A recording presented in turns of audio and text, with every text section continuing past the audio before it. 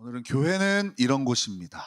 교회는 이런 곳입니다. 라는 제목으로 주일 오전 말씀을 전하겠습니다.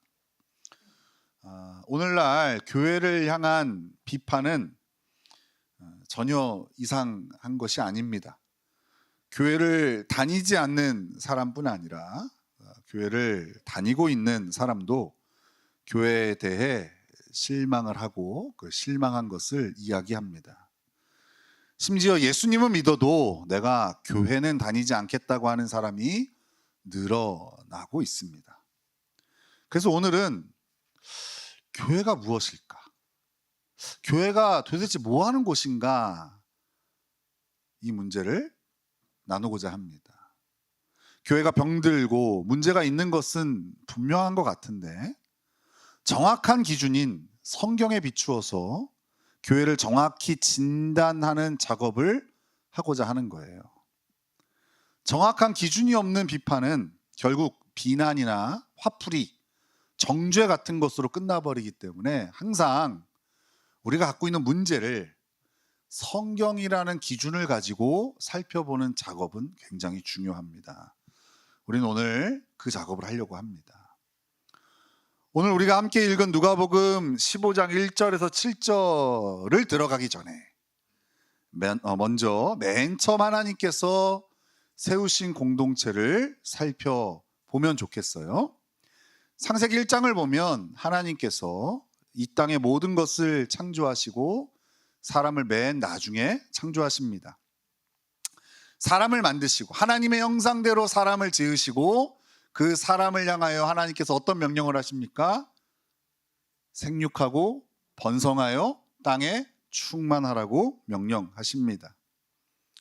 사람에게, 아담에게 이 명령을 하신 하나님은요, 이 명령을 함께 수행할 여자를 만드십니다. 그 여인의 이름이 뭐죠? 하와입니다. 즉 하나님은 생육하고 번성하여 땅에 충만하라는 이 명령을 수행할 수 있도록 무엇을 하셨냐? 바로 공동체를 만들어 주셨습니다. 자, 그럼 이제 예수님의 사역을 함께 볼게요. 예수님은 세계 비전을 위해서 이 땅에 오셨습니다.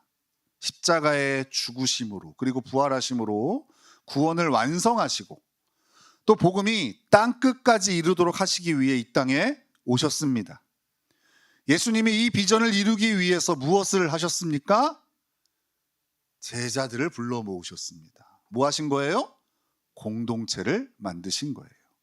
자, 이 하나님이 하신 일, 그리고 이 땅에 오신 하나님이신 그 예수님이 하신 일을 통해서 우리는 이 땅에 공동체가 세워진 목적을 발견할 수 있습니다.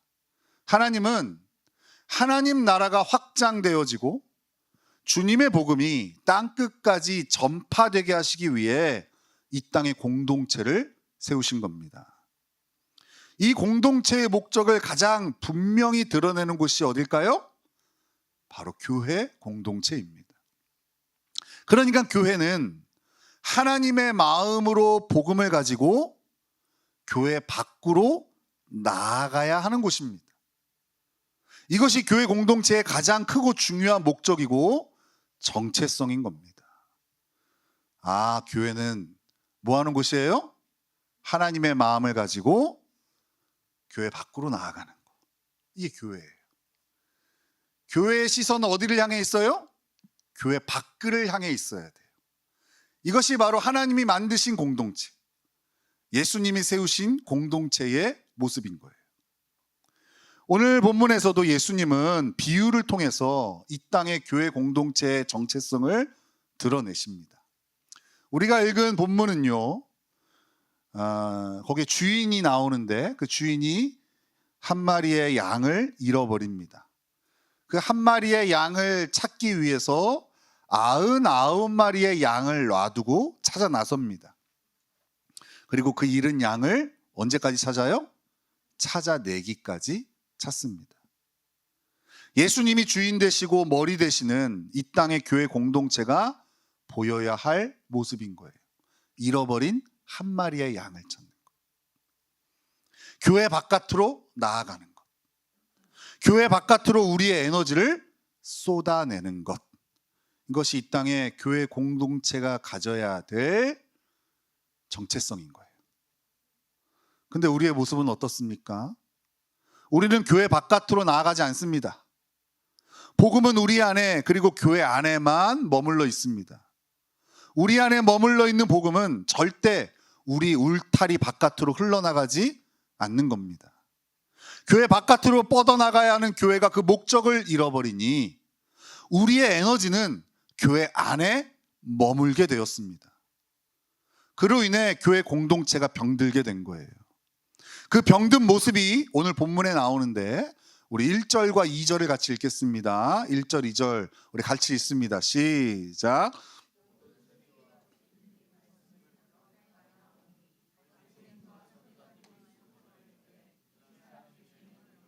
음식을 같이 먹는다 하더라.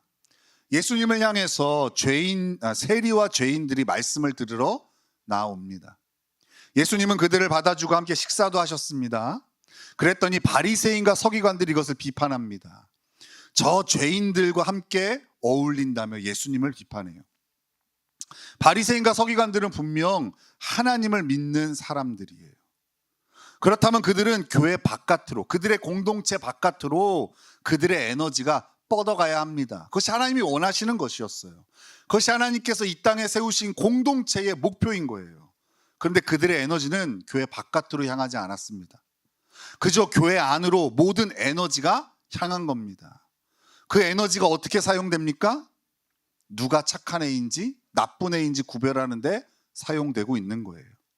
누가 더 하나님을 잘 믿는 사람인지, 누가 더 거룩한 삶을 살고 있는지, 공동체 안에 등급을 매기고 선한 성도, 나쁜 성도 구분 짓고 있는 거예요. 게다가 공동체 바깥에는 아예 관심도 없고, 또 공동체 바깥에는 상종해서도 안 되는 종자라고 아예 단정까지 지어버렸습니다. 이 바리새인과 서기관의 모습이 그리 낯설지 않습니다. 오늘날 많은 사람들이라고 하면 너무 크죠. 콕 집어서 말하자면 교회 안에 있는 성도들이 이 바리새인과 서기관의 형태를 보이고 있습니다. 이들이 비판하는 기준이 얼마나 성경적인지는 모르겠지만 중요한 것은 교회 안의 성도들의 에너지가 교회 안에 집중되어 있다는 거예요. 마땅히 교회 바깥으로 흘러가야 할 에너지가 흘러가지 않으니 그 에너지를 다 교회 안에 쏟아붓고 있는 거예요. 마치 흐르지 않는 물이 썩는 것처럼 밖으로 흘러가야 될 에너지가 교회 안에 가둬져 있으니 이상한 형태로 나타나는 거예요. 누가 더 믿음이 좋은지, 누가 더 바른지, 누가 더 열심인지, 누가 더 하나님의 사람으로서 거룩함을 드러내는지, 이런 선명성의 싸움을 하고 있는 겁니다. 서로를 평가하고 비교하는데 에너지를 다 쓰고 있는 거예요. 온통 모든 시선과 신경이 교회 안에 성도들을 향하여 다 소모되고 있는 겁니다. 이런 신앙생활은 다른 이에게도 상처를 주지만 결국 스스로를 지치게 하고 회의감을 들게 하는 겁니다. 오늘 본문의 예수님은 이런 이들이 무엇을 회복해야 하는지 분명히 말씀해 주십니다. 우리 한번 4절을 같이 읽겠습니다. 4절입니다. 같이 읽겠습니다. 시작. 너희 중에 어떤 사람이 양 100마리가 있는데 그 중에 하나를 잃으면 99마리를 들에 두고 그 잃은 것을 찾아내기까지 찾아다니지 아니하겠느냐. 오늘날 교회가 회복해야 될 것은 바로 잃어버린 한 마리 양으로 시선을 돌리는 것입니다. 즉 교회 바깥에 있는 한 영혼을 찾아 나서야 하는 겁니다. 여러분에게는 이 한 영혼이 있습니까? 여러분의 가정에 이 잃어버린 한 영혼이 있습니까? 여러분의 학교와 직장에 이 잃어버린 한 영혼이 있습니까? 여러분은 그 한 영혼을 위해 무엇을 하고 있습니까? 그 한 영혼이 예수님을 만날 수 있도록 복음을 전해 보았습니까? 복음을 잃어버린 그가 복음을 회복할 수 있도록 관계에 힘쓰고 있습니까? 대부분의 성도들은 이 한 영혼이 없습니다. 하나님이 우리를 먼저 구원하시고 성도로 세워주신 이유는 생육하고 번성하라고, 하나님 나라를 확장하라고, 교회 바깥에 있는 세리와 죄인들에게 나아가라는 것입니다. 그러나 우리는 나아가지 않습니다. 교회 바깥에 어느 누구도 섬기려고 하지 않습니다. 그저 나와 내 가족 정도 잘 믿고 복 받으면 되는 것입니다. 하나님께서는 우리가 뻗어가는 모든 에너지를 주셨지만 그 에너지를 교회 바깥에 쓰지 않으니 그 에너지는 온통 교회 안에 머물게 되는 겁니다. 같은 곳을 바라보며 생육하고 번성하도록 지어진 아담과 하와가 죄가 들어오자 서로를 바라보며 누가 더 큰 죄를 지었는지 정죄하는 것처럼 오늘날 교회 안에 모습이 펼쳐지고 있어요. 세계 비전으로 땅끝까지 복음을 전하는 주의 제자로 부름받은 예수님의 제자들이 이 에너지를 지들끼리 누가 더 높은 자리를 차지할 거냐 싸운 모습이 오늘날 교회의 모습이란 말이에요. 저는 우리 강복교회가 하나님이 주신 에너지가 교회 바깥으로 뻗어가는 교회가 되기를 원합니다. 우리의 어떠함에 너무 집중하지 말고 교회 바깥에 아직 복음을 알지 못해 또는 복음을 잃어버려 방황하는 이들에게 우리의 에너지가 흘러가기를 원합니다. 제가 이 교회 담임한 지 12년이 되었어요. 와, 그죠? 저도 놀랍니다.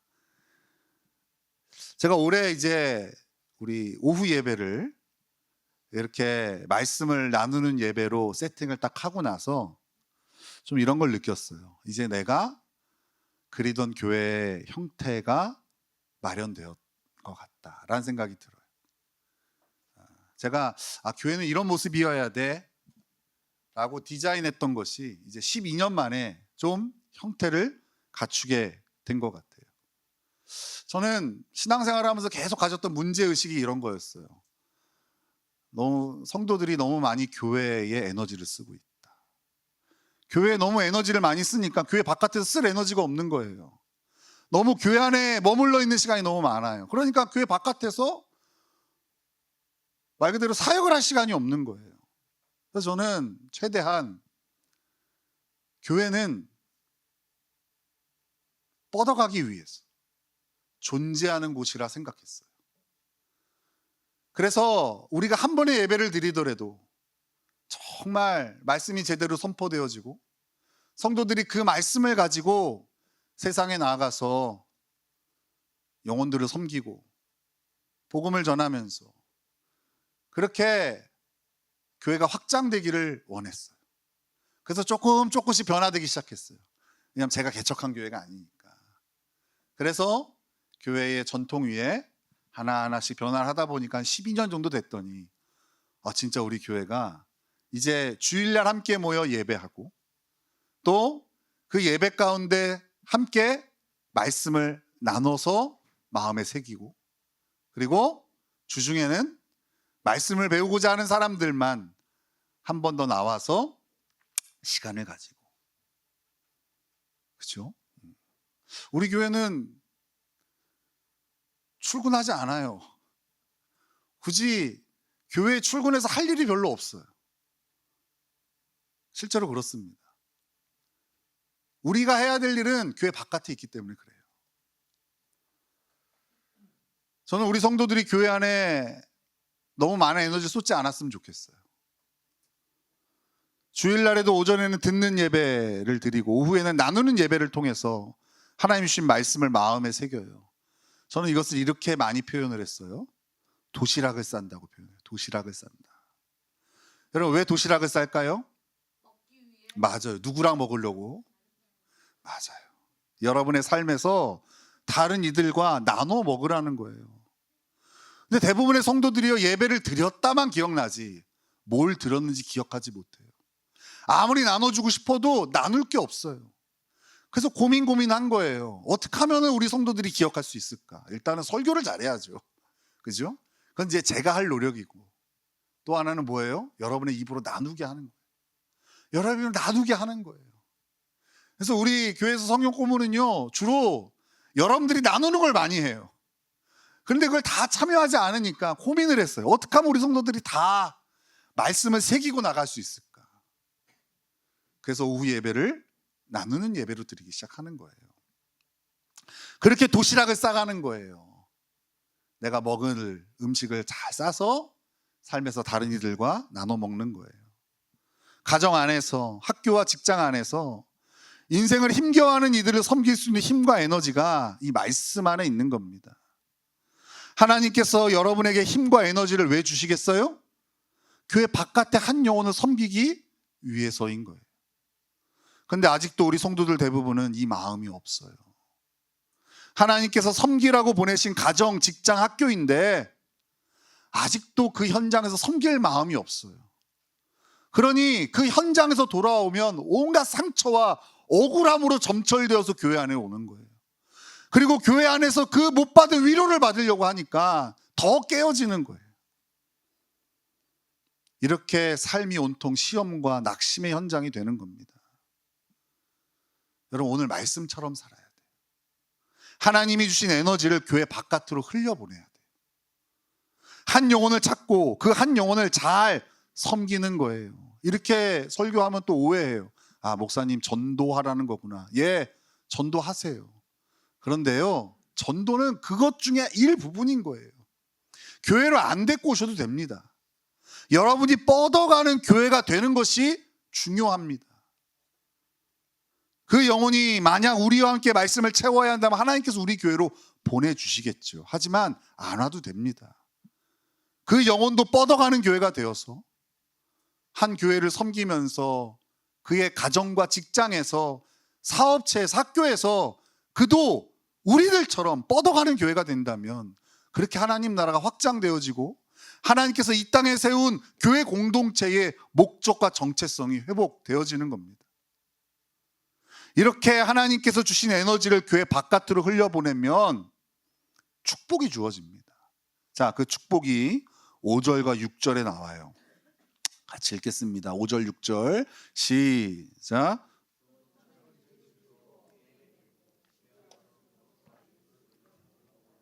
나와 함께 즐기자. 나의 잃은 양을 찾아내었노라 하리라.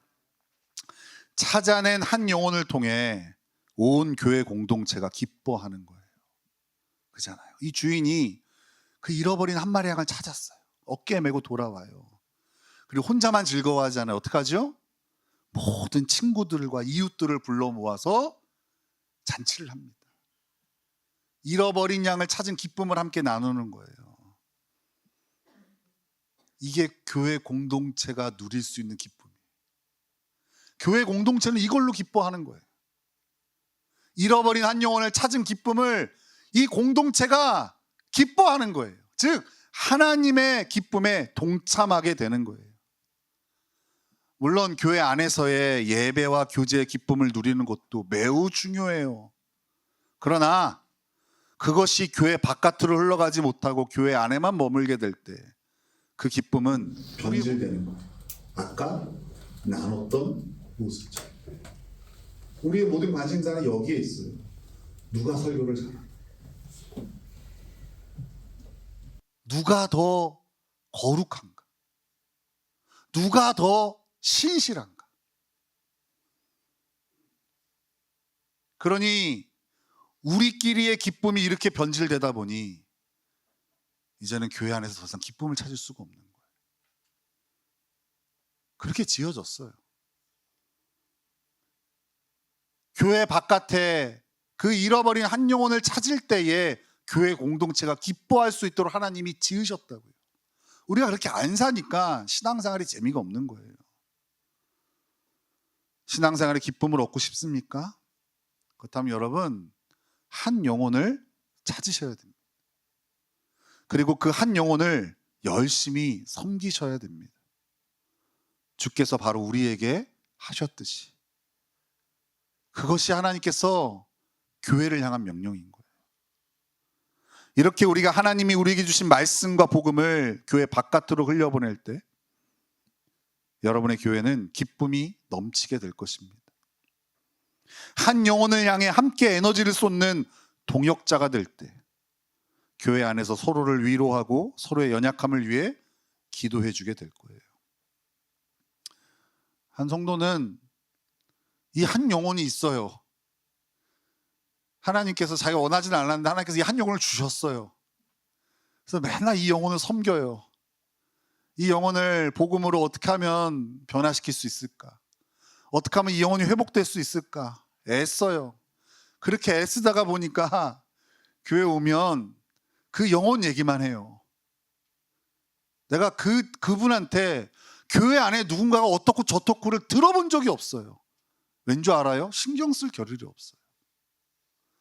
온통 그 잃어버린 한 영혼을 향한 마음이 가득 차 있다 보니 교회 안에 있는 이들은 동역자가 되어져 있는 거예요. 그 잃어버린 한 영혼을 함께 기도하고 그 영혼을 위해서 지치지 않도록 힘을 북돋아 주죠. 이렇게 동역자가 생기는 거예요. 근데 우리가 동역자를 찾는 방식은 달라요. 얼마나 내 마음과 같은지, 얼마나 고향이 같은지, 얼마나 세대가 같은지, 얼마나 정치색이 같은지, 얼마나 말이 통하는지 이런 것들로 동역자를 찾아요. 금세 찾는 것 같은데요, 금세 서로를 미워해요. 교회만큼 미움, 다툼, 시기, 질투 많은 곳이 없는 것 같아요. 교회만큼 바깥으로 에너지를 쏟아내지 못하는 공동체가 없는 것 같아요. 제 친구들, 이제 제 나이가 이제 한창 현역으로 목회를 할 나이들이잖아요. 제 주변에요, 우울증에 빠지고 공황장애에 빠진 목회자들이 얼마나 많은지 몰라요. 왜 그럴까요? 온통 모든 성도들이 교회 안에만 에너지를 쏟아붓고 있는 거예요. 그러다가 목사가 먼저 나가 떨어지더라고요. 참 안타까워요. 그러나 한 영혼을 향하여 우리의 눈이 열릴 때 이 공동체는 기쁨을 회복할 수 있어요. 그리고 동역자를 얻을 수 있어요. 넌 왜 예수 믿는데 그러니? 이런 정죄가 사라지게 되는 겁니다. 신앙생활에 기쁨을 잃으셨습니까? 그렇다면 여러분의 시선을 교회 바깥으로 돌려 한 영혼을 향하여 나아가기를 도전합니다. 여러분 가정에 잃어버린 한 영혼이 있어요. 여러분 직장에, 여러분의 학교에 그 잃어버린 한 영혼이 있어요. 그를 위하여 기도를 시작하세요. 그리고 그 영혼이 아마 여러분들이 당장 가서 복음을 전하면 안 들을 겁니다. 여러분의 복음을 보여주세요. 사랑으로, 섬김으로. 여러분 그거 하라고 여러분에게 직장을 허락하시고 학교를 허락하신 것이지, 가정을 허락하신 것이지, 거기서 여러분의 실력을 뽐내고 여러분들이 왕노릇하고 여러분 높아지라고 그 자리를 주신 게 아니에요. 이 목적을 잃으니까 자꾸 병드는 거예요. 이 주님의 마음으로 나아갈 때 우리의 신앙과 우리의 교회는 기쁨으로 가득 차게 될 줄로 믿습니다. 서로 수고하고 애쓰는 것을 알아주며, 인지상정이라고 그러잖아요. 그 아픔을 헤아려 주며. 왜 여러분들 그 산후조리원 동기들이요, 꽤 오래 간대요. 그 애 낳은 동기들이요, 언제 만나도 그렇게 사이가 좋대요. 왜 그럴까요? 같은 마음이 있는 거예요. 그 아이를 향한 그 애틋한 마음. 그렇죠? 교회 공동체도 마찬가지예요. 여러분 교회 바깥에 얼마나 관심을 두고 있습니까? 우리가 모이는 것은 목적이 될 수 없어요. 뻗어가기 위해서 모이는 겁니다. 오늘 이 예배를 마치면 여러분의 가정에 여러분들은 섬기러 가는 겁니다. 여러분의 직장도, 여러분의 학교도 섬기러 가는 겁니다. 누구를 섬기러 가요? 잃어버린 한 영혼. 교회 안에서 많이 안 섬겨도 돼요. 이미 복음을 아는 99마리 양이니까. 여러분 교회 바깥으로. 그것이 바로 하나님께서 이 땅에 이 강복교회를 세우신 목적입니다. 그렇게 우리가 뻗어가는 교회가 될 때, 비록 우리가 모이는 숫자는 적다 할지라도 우리를 통하여 뻗어가는 그 하나님 나라는 어디까지 확장되어질지 우리는 감히 상상할 수 없어요. 그 일에 사용되어진다는 그 벅참, 그리고 그 벅참을 공유하고 잃어버린 한 영혼을 찾아 기뻐할 때에 우리는 좁은 길을 걸으며 밤낮 기뻐하고 찬양하며 그 십자가 길을 걷게 될 줄로 믿습니다. 우리 모두 하나님이 주신 이 기대하는 마음을 가지고 다 같이 일어나서 함께 찬양하기를 소망합니다. 우리